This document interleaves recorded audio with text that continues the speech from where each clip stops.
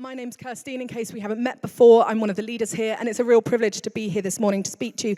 A particular warm welcome if you are a guest of Noah, of Koa, or of Beatrice. It's really nice, wasn't it, when we gather our friends and families together for our celebrations. And baptism really is a wonderful expression of life, of love, and of family.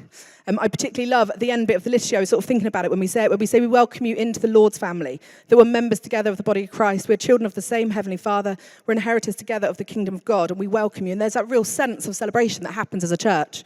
I love Baptism Sunday. It's like one of my greatest privileges. I actually really enjoy John doing them. I'd like to vote that John does them every time, because it was the little conversation with the baby that we all know really was just to himself. But it was cute, wasn't it? Sort of a moment of endearment for him. But really, baptisms, they're this moment where we gather our extended networks, aren't they? We sort of invite everybody. And I don't know about you, but often I would only go to churches for baptisms, weddings, and funerals. And it's often in those settings that you get into conversations with people, isn't it? Usually after a bottle of wine, we start to ponder some of life's great questions. Things like, are we living our best life? I mean, what does our best life even look like? I was thinking about this. I was thinking about it quite a lot this week. Is there a greater meaning to life? Or is this just it? And what do we really believe in? And I wonder this morning as you got ready, and I have to say, you do all look incredibly well-dressed and scrubbed up. It's nice to have some very well-dressed people in our church for a change. No disrespect, even I put a shirt on today. But as you were getting ready this morning and making your way here, you may well have started to wonder, why has my friend chosen to get their baby baptised? Why not wait until they're an adult and they can make that decision all by themselves, for themselves? Why are you bringing your child to be baptised? Why are you publicly deciding to have your child in the God Squad? Maybe you've pondered that this morning. And the thing is, there's been a shift in culture in more recent years to our religious and spiritual landscape of our country. Whereas we used to ask questions such as, does God exist? We now are much more likely to accept there's some kind of higher power. I've been watching the recent series of Married at First Sight UK. If you haven't started watching it, definitely start watching it. Yes, Ben, it's very good. But what I found really interesting, it's a TV show basically where they pair people up and they get married at first sight. And then they go on this experiment to see whether or not they're going to stay together. Anyway, the thing that I found really, really interesting is that for once there's this couple on there and they're really open to things of the spiritual realms. So they've got crystals, they do manifesting, they do meditation, they believe in the power of the universe, and they've kind of paired this couple together, and they are like, I cannot stop watching them. I'm slightly obsessed with them. And then there's also a Christian couple, I have to say, slightly less interesting, and I don't mean that disrespectfully to them, but what I'm finding really interesting is that they're just out on national television. Because I'm telling you, a few years ago, that wouldn't have been the case. We wouldn't have seen these expressions. And so it tells me that as a society, we're much more open to things of a spiritual nature. And as I said, things like visualization, so thinking of the universe and asking the universe for good things, it's really common. Or the use of crystals, tarot cards and astrology. Someone tried to tell me this week what my star sign was and what moon was rising for me. And I'm not particularly interested in that stuff, but I am interested in the shift of culture, from atheism to spirituality. This shift that I think has truly now taken place. And really, it's a shift from the belief in nothing at all, that nothing is real, to spirituality, that we do want to believe in something. And so I think in your friends bringing their children to get baptised, what they're acknowledging is that they do believe in something or someone. Canadian philosopher Charles Taylor calls it the Nova effect. And what he talks about is how essentially within the Western world, we've had this shift in culture, and what we want to have is this authentic experience of spirituality, that it matters to us, that there's been this shift in the ground as a society, and that what we're really, truly seeking for is a spiritual experience that speaks to our inner sense of self. And whilst I think that's probably always been true for some people, it has massively increased within local culture. And we are asking the question, what are we going to believe in? And your friends, your loved ones have made their declaration this morning, that they believe in someone, not something. They believe in the very person of Jesus. But let's be honest, the church and the Christian faith, it all hasn't always had the best reputation, has it? It would be fair to say that many people would think of church as being out of date with culture, religious, rule setting, small-minded, judgmental. And it would be right in some cases to say that stuff, that it would be very true. So what are we going to believe in then? The thing is, I think when we think about church or the Christian faith in those terms, what we're talking about is religion. Before I worked for a church, I wasn't a frequent church attendee, I have to confess. Depending on the number of weddings, funerals, and of course baptisms, my church attendance could easily be reduced down to once a year to sing some lovely carols. I really enjoyed carol services. I still do. I think they're fantastic fun. But I went because it was kind of traditional to go. I went with all my friends and we would sing the songs. But honestly, outside of those reasons, I didn't want to go to church. I wasn't interested. I'd made my mind up and I wanted nothing to do with religion. I grew up going to a very strict primary school that was Catholic. My secondary school was also Catholic, but it was really my primary school one. And what they used to do is every single week, they would gather up the children and we'd go for weekly confession with the priest. And I have very vivid memories of this, particularly when I was about 5 years old. And my class, you'd kind of stand in a line and you'd all be there and you'd be waiting. And I'd be thinking about what I was going to say to this priest, what sin I was going to confess. I don't even think I knew what a sin was at that age. But I would know that it was something I'd done wrong. And I would stand there and I would think, gosh, I could say, scratching my brother. I pretty much did that on a weekly basis. He's older than me. He wasn't always nice to me. Scratching was my MO. Shouting at my mum, did that almost daily. Refusing to go to bed on time, another one that I regularly did. Snatching toys. That was kind of a classic 5-year-old behaviour. Nothing massively wrong with it, I would say. Anyway, I would line up, you'd go into the side room on your own and you'd sit with the priest. And he'd say, what do you want to confess this week? And little 5-year-old me would tell one of these things that I had done. And then he would lead me in a prayer of confession. And he would tell me that this Jesus person, well, he's forgiven you. I said, I don't know who Jesus is, but okay. Anyway, Jesus has forgiven me, so don't do it again. And I would say, I'll try really hard not to do it again. And he'd be like, okay, off you go this week. And then the next week it'd come around again and off we'd go. And it was kind of this rigmarole that I went through. But it wasn't my only experience of religion growing up. I also attended our local Anglican church. And I have to say, it was actually a really lovely church, really beautiful. The people were so nice. They were very friendly. My mum was the church warden for many years. There was nothing wrong with it until I started to ask some questions, until I started to ponder, until I started to break some rules that had been set. And really, for me, the massive problem was when they talked about God as a father. You see, I grew up in an environment where my dad was an alcoholic, he was very abusive. And so when someone said, God is your father, I had to sit there and think, absolutely not. I don't want to know. No, thank you. You can keep that God all for yourself. And so I left church as soon as I possibly could. I went on to work within the fashion industry. I worked on editorials. I worked around creative thinkers and fellow free spirits. And I honestly loved it. It was a great time. If anyone's in the fashion industry, it is fantastic. Until someone invited me to church one day. I remember turning up and the church was architecturally beautiful. I mean, churches, they're pretty beautiful buildings, aren't they? People come in here and they're like, it's stunning. It's pretty nice. There are nicer ones, I'd say, but it's pretty nice. The people were nice, normal evening, even, much like I hope you've experienced today if you are a guest with us. I hope our people have been nice and normal. The music, like we've just heard, it was much like what I'd listened to at home. It's pretty different from the experience that I had growing up.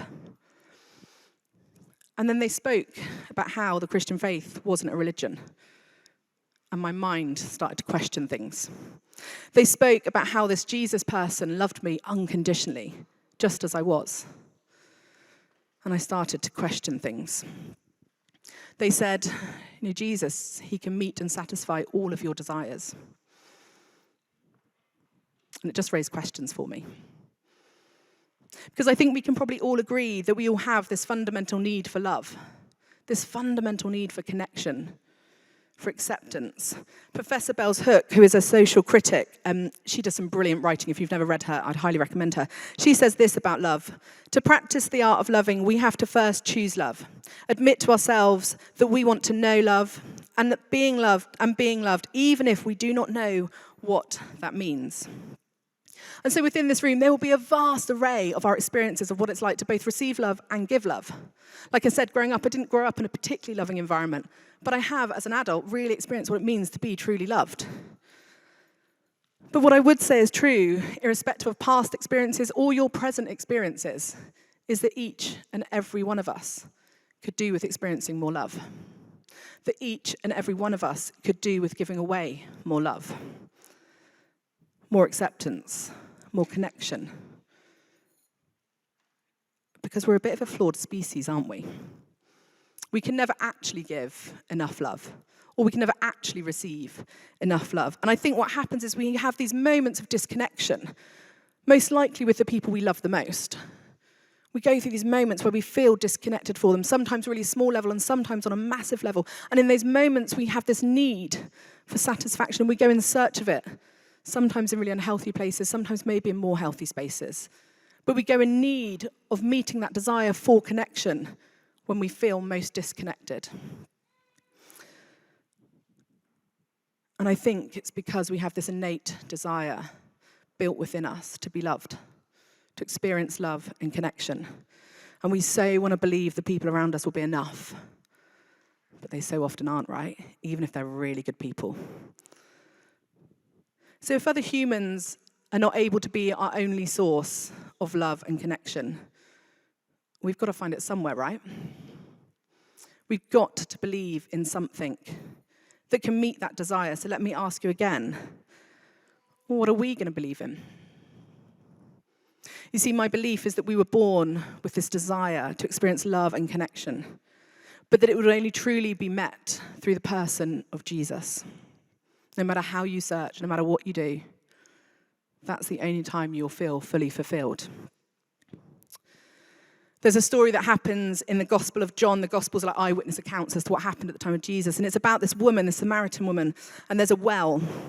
And she's sort of midday, the heat is bearing down, and she approaches the well. And she's on her own because she's deemed by society to be that bad woman. And so the other women don't want to associate with her. Even her family have rejected her. And she's all by herself, and she's around the well. We don't actually know why she's at the well. It doesn't tell us that she's going for a drink, but she's at the well. It's midday, the heat is bearing down, and there's a man at the side of the well. And culture norms of the day would say that the man has to move 20 feet away in order to signal to the woman, it's okay, you can approach the well now. I've recognized the cultural norms, and I've done the right thing. But the man at the well is Jesus, and he doesn't. He stays sat there. He doesn't move. And in fact, he asks her for a drink, and she responds to him, "You are a Jew, and I am a Samaritan woman. How can you ask me for a drink?" She knows it's all wrong. Jews and Samaritans, they didn't interact with each other. In fact, they would go out of their way to go other ways. So why are you talking to me? After a bit of back and forth between them, Jesus says this to her, "Everyone who drinks this water will be thirsty again, but whoever drinks the water I give them will never thirst. Indeed, the water I give them will become in them a spring of water, welling up to eternal life." She's so aware of the culture at the time. She calls Jesus out on his actions again. Then he calls her out on her actions. And he says to her, "Where's your husband?" And she's like, "I don't have a husband." And he goes, "I know, you've had 5, and the one you're with now is not your husband. I know you," is what he is saying to her. "And I know your behavior. But I can offer you life in all its fullness." Let me just stop there for a moment, because I do want to acknowledge that this woman was living within a patriarchal society, that a man could have multiple wives, multiple partners, and it was not questioned.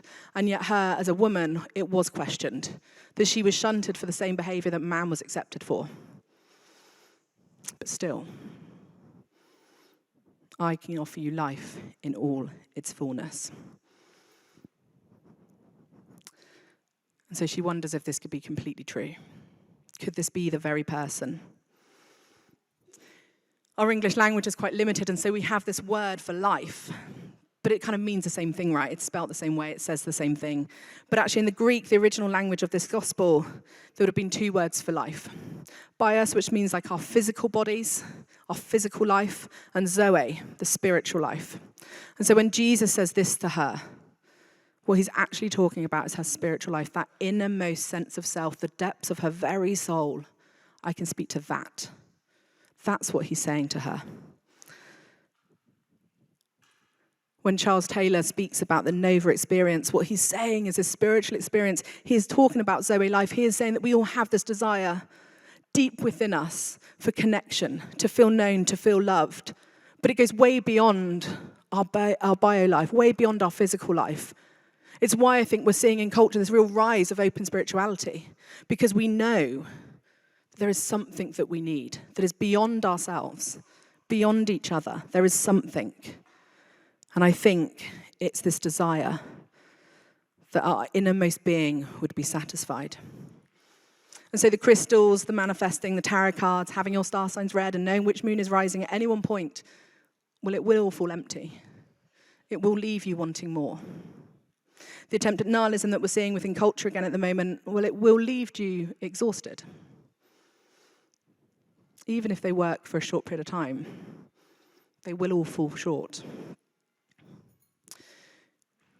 But with Jesus, all that searching, all that questioning, all that ache for rest, well, it can end. Because he will meet your needs. Because he will give you life in all of its fullness. Let me tell you a couple of stories about a couple of friends of mine. One of my best friends, well, she attended some of the best schools in the country. She went on to one of the best universities in the country. She got a very good job. She had a very clear career structure, which is exactly what she told she needed by her parents. You will go through this system, and you will come at the end very, very successful and very, very wealthy. And she did exactly that. She traveled the world regularly. She saw lots of different experiences, lots of different cultures. But she would say that life really was just the pattern of seeking the next fulfilling moment. When would I next achieve the next good thing? When would my next good high come? Yoga, meditations, social media detoxes, fancy retreats in far-off lands. Well, she did it all. But was still left with this sense of emptiness. It would all work for a while. But it never quite satisfied. She talks about walking past a church one day and there'd be a banner outside for a course that they were running where you could come and ask questions of life. She thought, that sounds quite interesting, I'll try that. She went along, she ended up being prayed for, and she talks about this experience of feeling completely and utterly loved. She didn't have a frame of reference for it.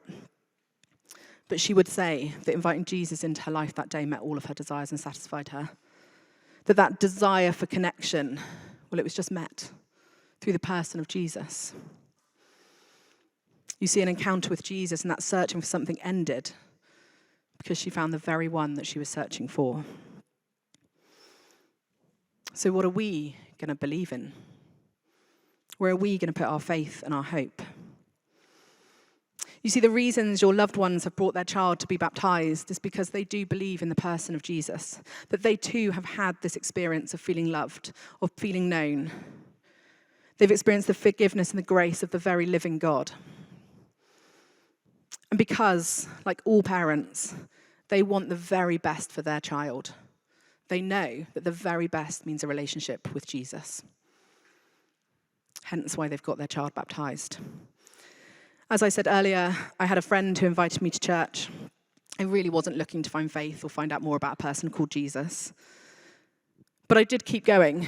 I kept attending the church, and eventually I decided to trust them enough that I would allow people to pray for me. And so I stood there, I got prayed for, and I had this overwhelming sense of feeling loved. Like nothing I've ever experienced. It was like my innermost being knew that I was loved, as I am. I think it's the only way I can describe it. It was completely and utterly life-transforming for me. Completely and utterly. All the crap of the past got redeemed and continues to be redeemed. It was like the penny dropped for me. I suddenly realized that Christianity really isn't a religion, that it is all about a relationship. It wasn't about what sort of life I led and whether some certain moral code was I good enough for it. And it was just like a sense of relief that just as I was, I could come to Jesus. Another friend of mine did very well at university and got accepted onto a competitive grad scheme. They ended up working for a prestigious London company, and they had to move to London. And when they did, this person's got no experience of Christianity. They end up living with a Christian. And they said that this person just had this deep sense of peace about them. And so they kept saying to this friend, you know, where's the peace coming from? What are you doing? And every time this person would say, it's Jesus. To the point that it got quite annoying for my friend because they wanted a different answer. Like, it can't be that simple, right? Anyway, they ended up going on a course, they asked lots of questions, they ended up being prayed for, but they would say that they actually experienced nothing, and they felt really disappointed. They went home that night back to the flat that they lived in with their friend. They went into their own bedroom, they closed the door, and in the privacy of their own room, they said, God, if you're real, make yourself known. And in that moment, they felt overwhelmed with love. That in that moment, they experienced Jesus, invited Jesus into their life. And like me, they would say their life has been completely redeemed and transformed through one encounter.